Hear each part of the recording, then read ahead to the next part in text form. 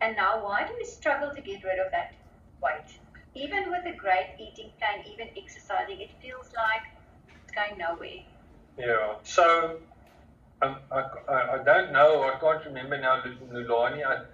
So especially with chemotherapy, during chemotherapy, patients normally get cortisone. Yes. And as we all know, cortisone does, gives you fluid retention. It makes you glucose intolerant, so you develop sort of an insulin resistance. So patients do pick up quite a bit of weight, especially with the taxotere or the taxane part of their chemotherapy. Second thing is, so that's the one thing. Second thing is, when you now change your body's metabolism and you take the estrogen away, then you are changing your body's metabolism, that the rate at which your body burns fat gets a little bit less. So that if you just continue with your same old habits, then you are inclined to pick up weight. In fact, most women, as they get older, will pick up a few kilograms per decade that they are older than 25.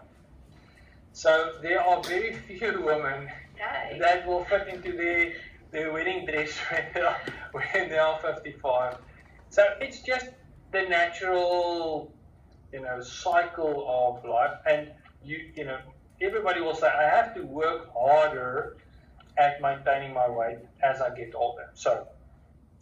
And then the last thing is, when you hear that you have cancer, I always wonder, maybe the psychologist can answer that question, but just like a baby is soothed by sucking a dummy or by having some sort of oral soothing, there are lots of people that are being soothed by oral intake of food.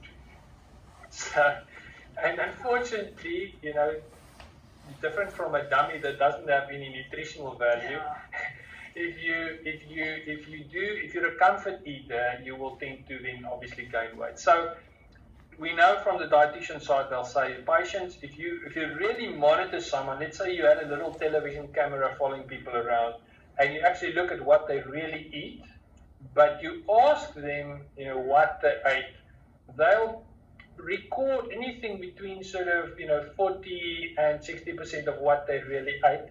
Most people don't think anything that you consume while you're on your feet. So they only think stuff that you eat is stuff when you sit down. Anything that you're eating while you're walking or while you're standing doesn't count. So, and obviously that's not true. So the reality is, most people eat more than what they need. Most people comfort eat when they have bad news. And it's difficult to get out of that cycle. To break a bad habit is really difficult. And most patients will pick up weight, especially during the chemotherapy, and then the last thing is, because patients are feeling unwell and they are a little bit nauseous and they have radiotherapy and they have surgery, they stop exercising. And the majority of patients, if you ask them a year after the breast cancer, are you exercising? Most of them answer will be, no, I don't. So it's that combination of lifestyle that brings that on. And then, the story about the estrogen that you don't have anymore, your body produces estrogen now from what? It's from your adipose. So fat cells, yeah. So if you patients that are overweight, we know their risk of their cancer coming back is higher.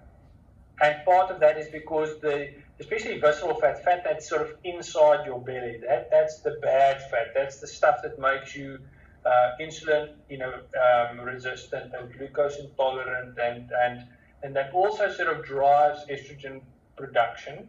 So the fat cells store fat, and they have estrogen-like substances, so things that look like estrogen to the body, and the liver will break that down and change that into substances that will actually stimulate the estrogen. But lung tissue also produces estrogen, liver tissue does. So everybody, whether you are obese or, thin or whatever, even if you're postmenopausal, you still have a little bit of estrogen. That's why we treat patients with anti-estrogen tablets, even if they're postmenopausal. Yeah, that's the one question I also wanted to know. So if you're menopausal, why, and you've removed your ovaries, why are you taking tamoxifen? Because your own body can still make Yeah, so in postmenopausal patients, we will tend to use a drug that we call an aromatase inhibitor. So it's something that switches off that production of estrogen from these peripheral tissues, from your lungs and your liver and your fat cells. In premenopausal patients, an aromatase inhibitor will not work on its own because it doesn't switch off the ovary. So it might still switch off the estrogen from the other parts, but the ovary is the biggest source. So in younger patients, premenopausal patients, we will tend to use tamoxifen, which is a blocking agent. So it blocks the estrogen from attaching itself to the cancer cell. On my channel, I have a little video that's with an animation of explaining sort of how the estrogen comes, attaches to the cell, and then stimulates that cell to grow. So tamoxifen blocks the estrogen from getting onto the cell. The aromatase inhibitors will block the production of the estrogen from that peripheral tissue. What is the example of that? It's letrozole or equison or... What is Kezar? Kezar is tamoxifen. Kezar, Neofidin, Tamoplex, those are all sort of different makes containing tamoxifen, which is the blocking agent. And Kezar, Aromacin, Equison, not Kezar, sorry, Letrozole, Femara, Stradexa, Arimidex, those are all aromatase inhibitors that patients use.